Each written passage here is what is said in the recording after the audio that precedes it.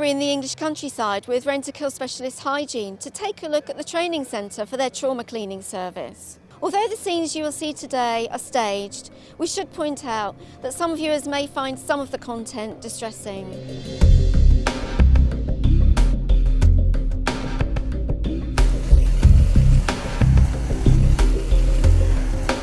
So Restore 24 is a service that allows us to reset the clock for people that have had traumatic scenes. So that may be anything from a suicide within a property, or it might be a flooding or something like that.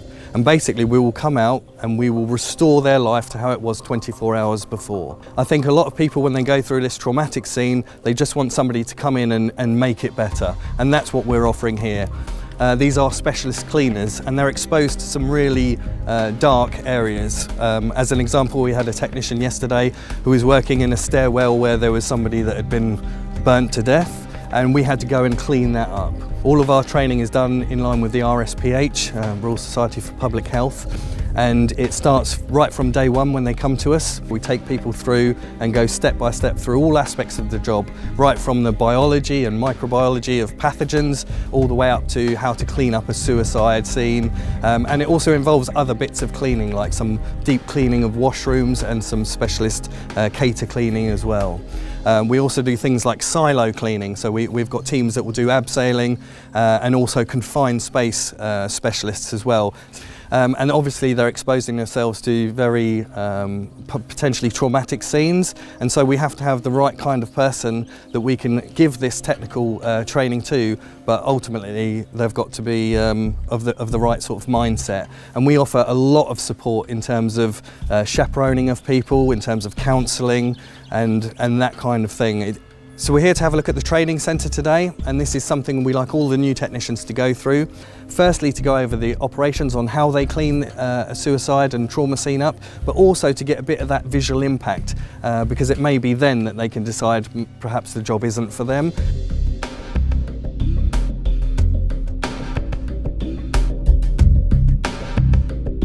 So this is our van, which has got many tools to deal with different scenarios, such as trauma scenes, sewage leaks and floods. Today we're dealing with a trauma scene, so we would use many disinfectants and absorbing granules to absorb up most of the body fluid. And then we'd fog it with the fogging, with the ULV, which stands for ultra low volume, which shoots out a mist to sanitise and disinfect large areas. Okay, so what we have here is a scene much like a suicide scene that our technicians would encounter in the real life. In fact, this is possibly a bit underplayed from the amount of blood that we would regularly encounter. Bearing in mind with things like people cutting their wrists, you've got lots of arterial bleeding, which can be not only profuse bleeding but extensively cover an area.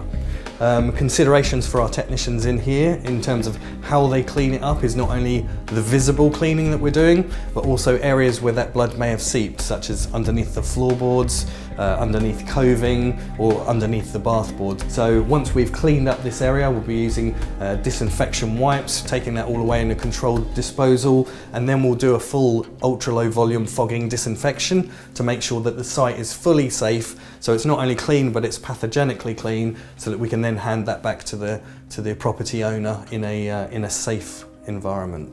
This is a mock-up of a murder scene, and here you can see bedding materials heavily soaked in blood, and this is the sort of thing that we would actually come to straight after the police have been to site.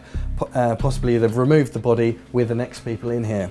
So all of this bedding's heavily soaked in, drenched in blood, so this will all have controlled disposal. Things like the headboard, we're not just going to clean that, that's going to be disinfected and then removed. The furniture here, blood-soaked furniture, again, this is going to be disinfected but it's going to be removed. When we've got blood that's splashed up against the wallpaper, this isn't something we're going to be able to clean off. So we will actually cut out the wallpaper, we will cut out the plasterboard and see how far back that leakage has gone. So we'll take it as far back as we need to go to remove all evidence of that murder, and obviously removing the risk of those pathogens that are contained within the blood.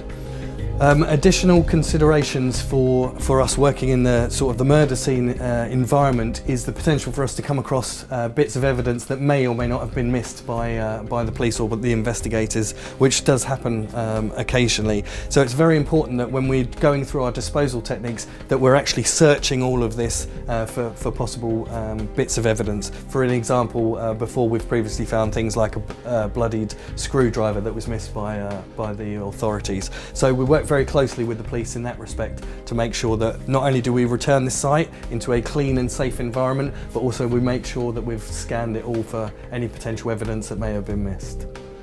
Thank you to the team here at Rentokil Specialist Hygiene for what's been a rather eye-opening opportunity to see a rather more unusual aspect of the cleaning sector.